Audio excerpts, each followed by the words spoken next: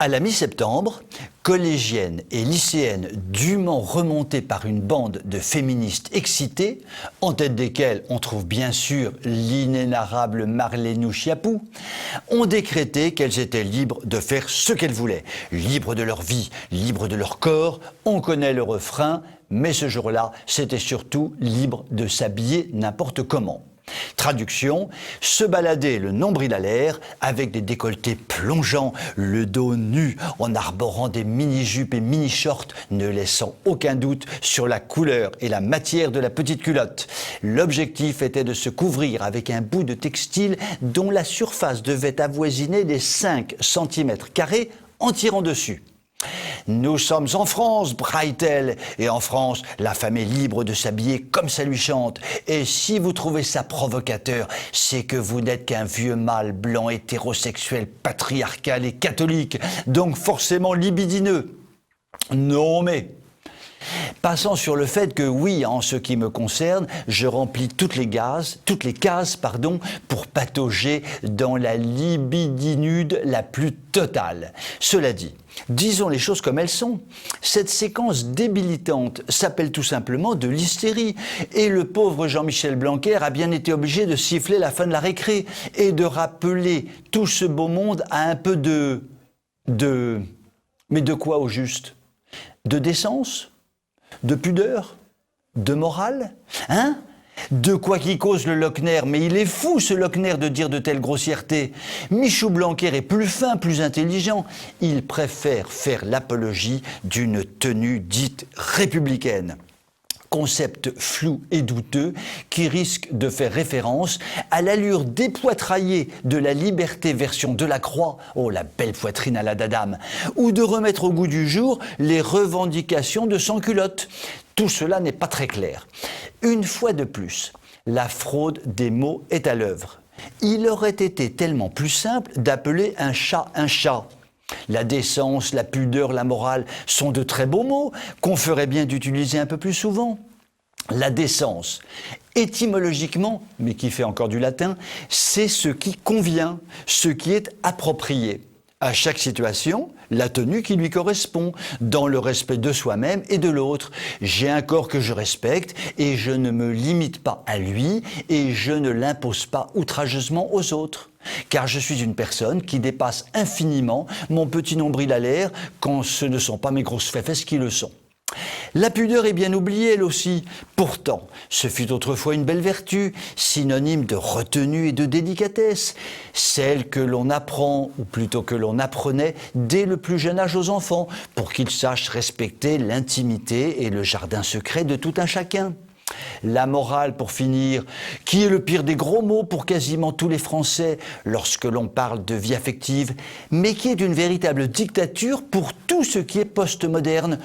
Tu ne mets pas tes cartons dans la bonne poubelle, tu détruis la planète, tu mérites la peine de mort. Ça, c'est la morale. Et oui, pourtant, la morale, la vraie morale, est tout simplement la préservation des bonnes mœurs et de la civilisation qui permet d'éviter que le monde ne sombre dans le cloaque, la vulgarité, la violence. Une personnalité connue pour son athéisme militant, me disait très récemment que la décence était une manifestation évidente du savoir-vivre. Manifestement, le savoir-vivre évident est une notion qui se perd.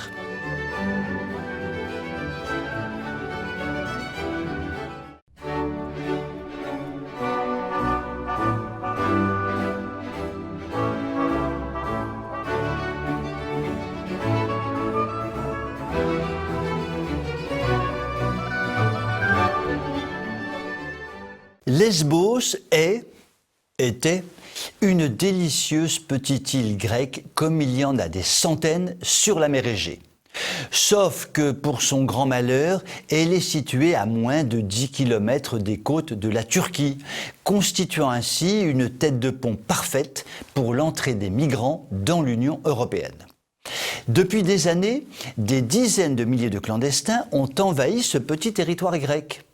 À quelques encablures de Mytilène, la principale ville de l'île, croît et prospère un camp de réfugiés, évidemment provisoire, de ce provisoire qui dure et que nous ne connaissons que trop bien. Le camp ne cesse de voir son volume augmenter. Initialement conçu pour abriter 2000 personnes, il en compte aujourd'hui probablement 10 fois plus.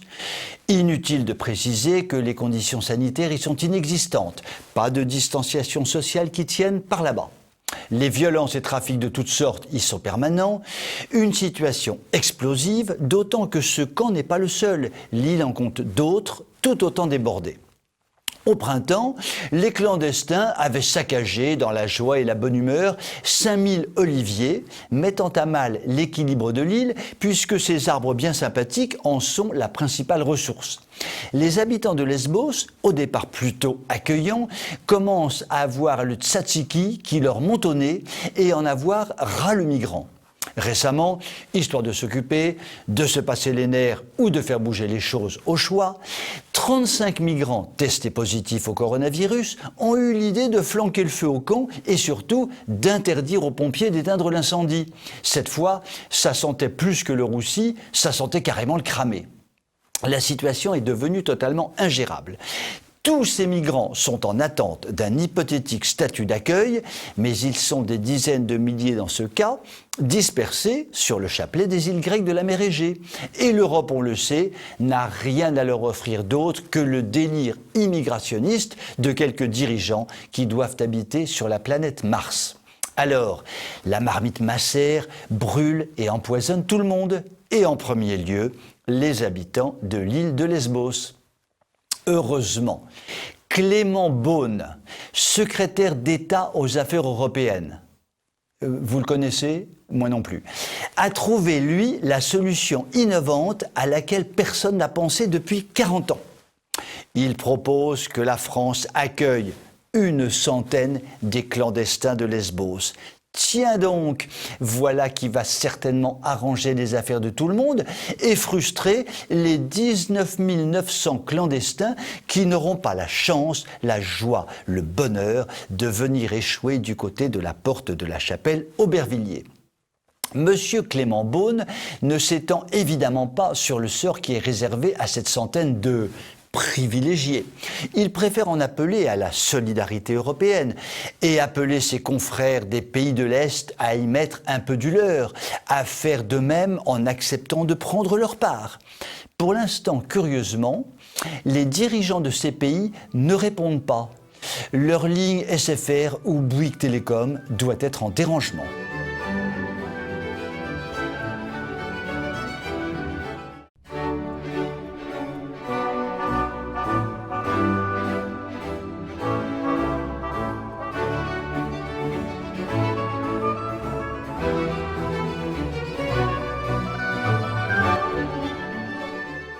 Grand classique du monde de la culture et de la politique, quand nos bons ministres s'ennuient, c'est vrai qu'il y a fort peu à faire en ce moment, ils se tournent vers la montagne Sainte-Geneviève et se disent « Tiens, et si on panthéonisait quelqu'un ?» Panthéoniser, verbe transitif, action de mettre au panthéon. Action consistant à troubler le repos éternel d'une personnalité connue du monde politique, artistique ou littéraire en l'enfermant dans un temple maçonnique fréquenté uniquement par les touristes étrangers et les voyages de classe, tout cela au nom des vertus républicaines. Les prochaines victimes sur la liste sont les poètes Rimbaud et Verlaine. L'idée de les panthéoniser est déjà en soi une absurdité. L'un et l'autre sont la quintessence de l'anticonformisme. Or aujourd'hui, le Panthéon est le nirvana du conformisme bien pensant. Verlaine, à toute chose, préférait l'impair, et quel impair en effet que de le condamner à pareille sépulture. Quant à Rimbaud, lui qui avait son auberge à la Grande Ourse et allait sous le ciel contempler les étoiles au doux froufrou, il n'est certainement pas enthousiasmé de là où il est par la perspective que son corps mortel finisse emprisonné dans du marbre en compagnie de personnages parfois bien peu fréquentable. Mais le comble du comble est atteint lorsqu'il est proposé de les panthéoniser ensemble, entre guillemets. Oui, Les deux poètes maudits ont eu une relation qui, à l'époque, a défrayé la chronique. Mais elle n'a eu qu'un temps. Elle a été passablement compliquée et orageuse, et s'est terminée à coups de revolver. Et ni l'un ni l'autre ne voulut plus ensuite en entendre parler. Verlaine mourra sans avoir jamais revu Rimbaud, et Rimbaud finira par fréquenter une femme. Quelle horreur! Rimbaud devenu hétéro, allô LGBT? Dans ces conditions, pourquoi les condamner à cohabiter pour l'éternité? Pourquoi ne pas les paxer pendant qu'on y est? Ah non, c'est vrai, aujourd'hui, on pourrait même les marier. Quelle mascarade! En réalité, et comme toujours, il s'agit de se mettre à plat ventre devant le lobby LGBT qui ne peut pas s'empêcher de réduire les gens à leur arrière-train ou à leur entrejambe. Pour échapper à ce grand n'importe quoi, il y a peut-être une solution.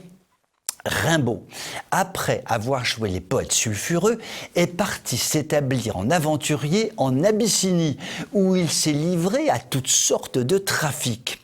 Avec un peu de chance, il a même été marchand d'esclaves.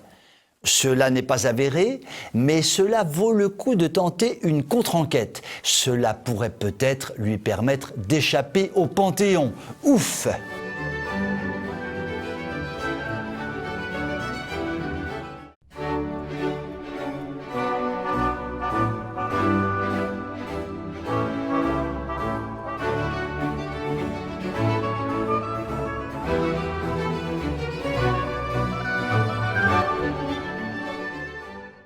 L'industrie française ne se porte pas très bien, c'est le moins que l'on puisse dire. Bien qu'il y ait beaucoup de chômage en France, elle peine à embaucher dans certains secteurs. Des boulots peu valorisants, un minimum physique, une image désastreuse amplement véhiculée par l'éducation nationale. Si t'es un gros nul, fais une filière pro, mec. En gros, il n'est pas évident, dans ces conditions, de susciter des vocations. Quant à la réforme de l'apprentissage, c'est un serpent de mer auquel personne n'ose vraiment s'attaquer et cela fait des décennies que ça dure. Mais il existe une solution alternative, bien commode et estampillée d'un beau label politiquement correct. Embaucher des migrants. Là, on a tout bon. On fait du social, du philanthropique, on embauche, on renouvelle les générations, que du bonheur. C'est ainsi que ce bon journal Le Parisien dresse le portrait élogieux de Bertrand et Michel, qui ont de bonnes têtes, de bons entrepreneurs travailleurs, qui font de l'usinage dans le Pas-de-Calais et qui viennent d'embaucher Moussa, 17 ans, venu de Guinée, et Youssouf, 19 ans, arrivé tout droit du Mali. Elle n'est pas belle la vie? Embaucher des migrants, c'est le bon plan. Nous pouvons bien nous douter que ça ne doit pas coûter très cher et que les braves Moussa et Youssouf ne vont pas être trop regardants sur les conditions de travail. Que du bénéfice pour tous, qu'on vous dit. Encore un peu, et on nous ferait croire que Bertrand et Michel sont les héros des temps modernes, les chevaliers de la migration, sauvant la veuve et l'orphelin. Mais ils ne font que tirer parti d'une situation qui leur est tout ce qu'il y a de plus favorable. Comment leur jeter la pierre ? Tout est fait pour les y pousser. Mais personne ne veut se pencher sur les effets pervers de la situation. On embauche des migrants au détriment de jeunes Français et l'on accentue au niveau global de la population le poids de l'immigration sur la société en termes de prestations sociales bradées, mais aussi d'assimilation ratée, de population non intégrée, de changement de mode de vie, d'éducation, de religion, etc., etc., etc., comme disent les 6 derniers Français à comprendre encore le latin. Il serait juste d'inverser les choses puisque l'embauche de migrants profite à ceux qui l'effectuent, mais pèse sur la société tout entière. Cela mériterait un petit rééquilibrage fiscal, non? Vous embauchez un migrant, prévoyez donc de payer une taxe qui permettra de financer tout ce que cet appel d'air à l'immigration va coûter aux contribuables. Et alors, bizarrement, Bertrand et Michel risquent de se séparer de Moussa et Youssouf pour embaucher Kevin et Arthur. Et alors là, bizarrement, le journal Le Parisien ne parlera plus jamais de Bertrand et Michel.